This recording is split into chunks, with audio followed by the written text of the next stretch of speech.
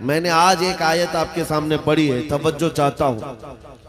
उन हालात में मैं आपके सामने आयत पढ़ रहा हूं जहां दुनिया हमारा तमाशा देखने के लिए तैयार खड़ी है। जब कभी गज्जा के, फिलिस्तीन के निहत्ते बच्चों पर बमबारी होती है, मिसाइल से मार मार करके उनको टुकड़े किया जाता है, तो ये दुगली मियार रखने वाली दुनिया हंसती है और तमाशा देखती हुई कहती है अच्छा हो रहा है इनके साथ। इनके पास वो कठोर दिल है जो इंसानियत के लिए है ही नहीं। ये वो जालिम लोग हैं जो बच्चों की मौत पर भी तालियां बजाते हैं और तमाशा देखते हैं और ये कहते हैं अनकरीब ये मिट जाएंगे।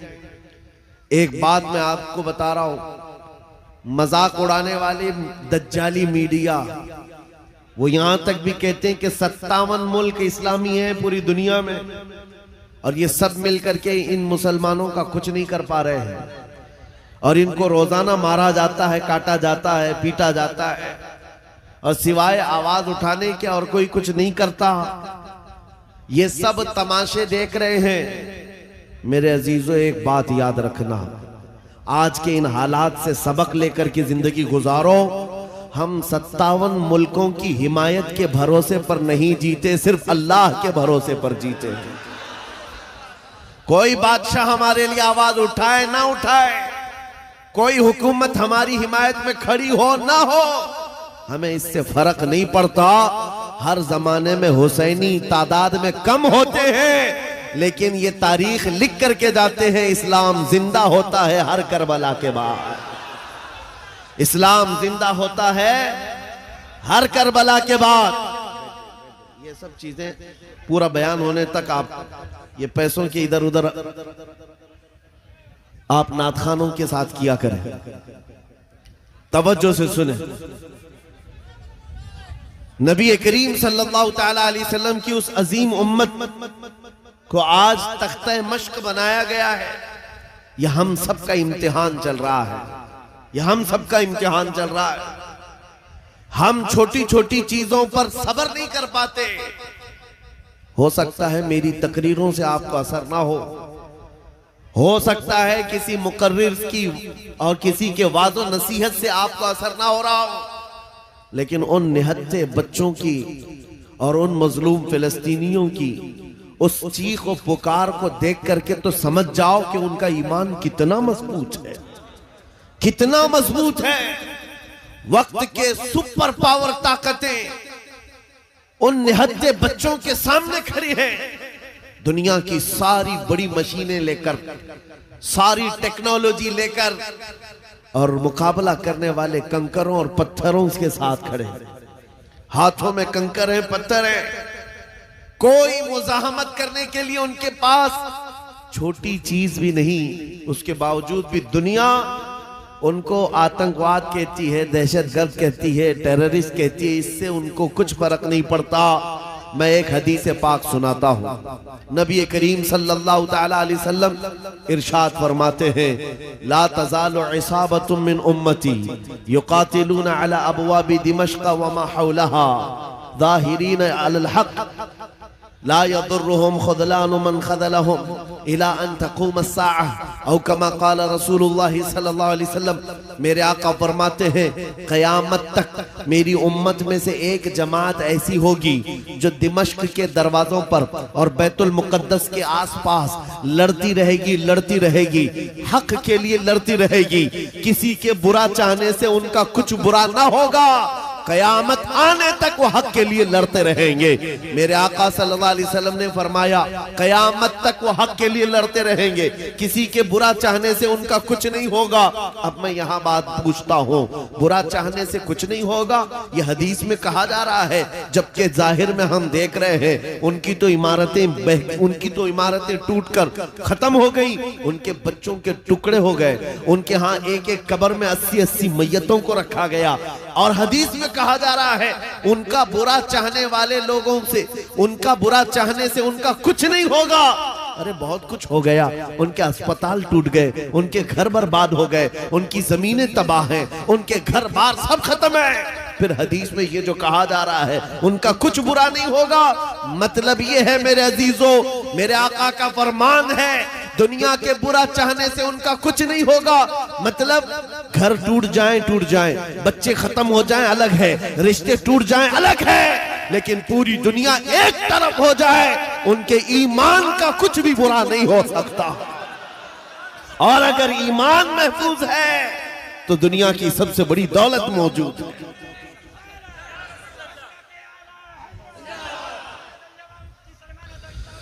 मैं ये चाहता हूं, तूफान आएंगे, आंधियां आएंगी, तुम सबक हासिल कर लो। ईमान हो तो ऐसा ईमान हो तो ऐसा हो। अरे मियाँ, उनके ऊपर से मिसाइलें गुजर रही हैं और वो सूखी रोटी खाने में मसरूफ है। उनके यहाँ बच्चों में 6 साल की बच्चियों में ये जज्बा माँ बाप ने पिलाया है। छोटी सी लड़कियां मेहंदी के कौन से अपना नाम लिख रही है। किसी न्यूज रिपोर्टर ने पूछा कि जंग के हालात में तुम अपना नाम हथेली पे क्यों लिख रही हो। 5 साल की 6 साल की लड़कियां वो कहती हैं पता नहीं रात को सोएंगे कब कोई मिसाइल गिर जाए, कब बम गिर जाए और हमारे टुकड़े हो जाएं। अगर हाथ मौजूद रहा तो हमारे माँ बाप नाम देखकर हमको पहचान सकते हैं। अल्लाह अकबर।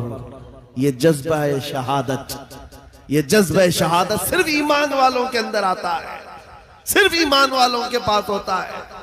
आज एक लाठी डंडे पर भाग जाने वाली कौम और मुंतशिर हो जाने वाली कौम, इसको तो फिर आजमाया जाएगा। ये छोटे छोटे कीड़े निकलेंगे और डराते रहेंगे, गीदड़ भपकियां। इसीलिए मेरे अजीजों, हिंदुस्तान के चप्पे चप्पे में मैं घूम करके सिर्फ इतना पैगाम देना चाहता हूं, नौजवानों बेदार हो जाओ, खड़े हो जाओ। आज के जमाने में तुम्हारा इम्तिहान आ चुका है। कभी तुमको हुस्न दिखाकर, कभी तुमको दौलत दिखाकर, कभी तुमको टेलीविजन के पर्दों पर नाचने वाली गंदी सूरतें दिखाकर तुम्हारे अखलाक, तुम्हारे ईमान को खरीदने के लिए दज्जाली ताकतें मैदान में उतर चुकी हैं। जब इस तरह की दावतें तुम्हारे पास आ जाएं, ठोकर मार देना और उसके बाद फिर दुनिया को ये ऐलान करके कहना मुझे दौलत से कोई सरोकार नहीं, मुझे हुस्न शबाब से कोई सरोकार नहीं, मुझे तुम्हारे दिए हुए सिक्के और टुकड़ों से कोई सरोकार नहीं। अपना सब कुछ गुंबद खजरा कल भी था और आज भी है। मेरे नबी से मेरा रिश्ता कल भी था और ये ईमान हो जाए नौजवानों का। मेरे नबी से मेरा रिश्ता कल भी था और आज भी है। बस ये जज्बा बेदार कर लो। चाहे जैसे भी सैलाब आए, जैसी भी तूफान आए, जैसी भी आंधियां आए, आकर चली जाएंगी, तुम्हारा पत्ता तक नहीं उखाड़ सकेंगे। इसलिए कि ये वो इस्लाम है। 1400 सालों से इस पर कितनी मर्तबा तूफान आए, कितनी मर्तबा ऐसे ऐसे जालिम आकर के इसके पत्ते नोचने की कोशिश करते रहे, लेकिन इस्लाम फल रहा है, फूल रहा है, आज भी है। और आपको मैं बताऊं, वो यूरोप जो इस्लाम की दुश्मनी में सबसे आगे है, लेकिन पूरी दुनिया की आज इनका डेटा निकालें तो पता चलेगा सबसे ज्यादा यूरोप में फैलने वाला कोई दीन है तो वो दीन है इस्लाम।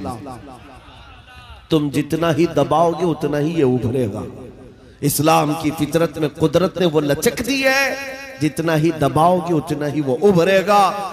मैं नौजवानों से कहना चाहता हूं, तुम अपनी जिंदगी गेम में, इंटरनेट के इन गंदी तस्वीरों में, फेसबुक और इंस्टा में गुजार करके दुनिया से चले जाओगे तो कल क़यामत के दिन तुमसे भी सवाल होगा। जब छोटी बच्चियां चीख रही थी, जब उम्मते मोहम्मदिया पर सख्त तरीन वक्त आ चुका था इम्तिहान का, ऐ नौजवान तू अपनी नौजवानी कहां बर्बाद कर रहा था, किन अड्डों पर बैठा था, तू कौन से ताश के पत्ते खेल रहा था, तेरे हाथ में तो नशा था।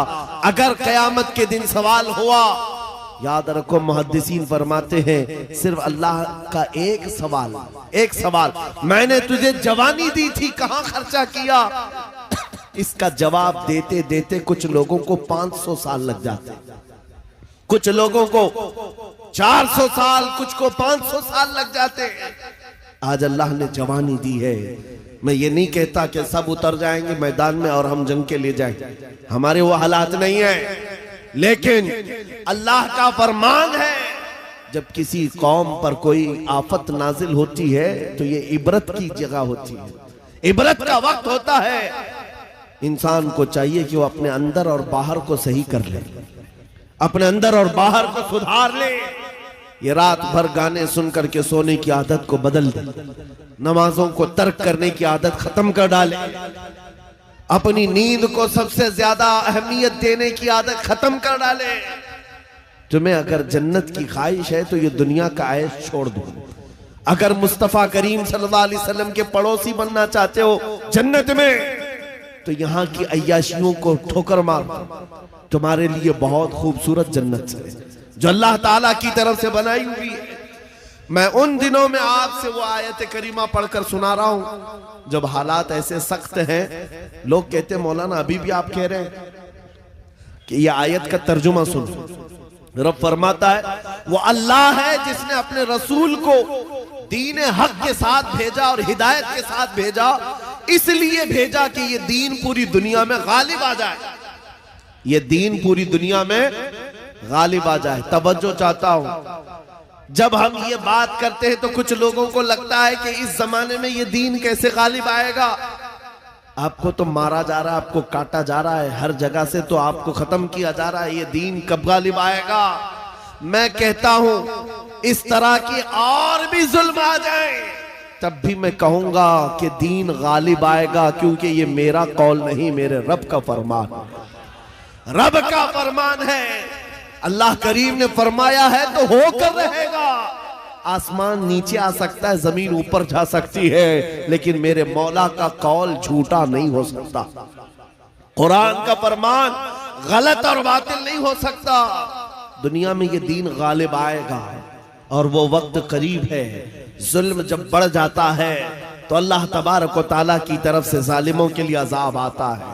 चंद दिन के बाद देखना जब रब तबारक व तआला की पकड़ होगी इन जालिमों की, तुम इनको अखबार के किसी कोने में भी नहीं पाओगे, इनका नामो निशान खत्म हो जाएगा। हम यहाँ पर तारीख के झरोकों में देखते आए हैं नबी पाक सल्लल्लाहु ताला अलैहि वसल्लम की अजमत और उनकी शान पर भौंकने वाले कुत्ते चंद दिनों के बाद ऐसे गायब हो जाते हैं, उनका कोई पता ही नहीं होता, उनका निशान भी नहीं होता। आपको मैं तारीख पूरी अगर बताऊं, एक दो नहीं कई गुस्ताखे रसूल आए, कितनों को याद है उनके नाम, कितनों को मालूम है उनकी तारीफ, लेकिन मेरे नबी की तारीफ करने वाले हस्सान बिन साबित से लेकर के इमाम अहमद रजा तक हर आशिक रसूल लोगों की जुबानों पर नहीं, लोगों के दिलों पर हुकूमत कर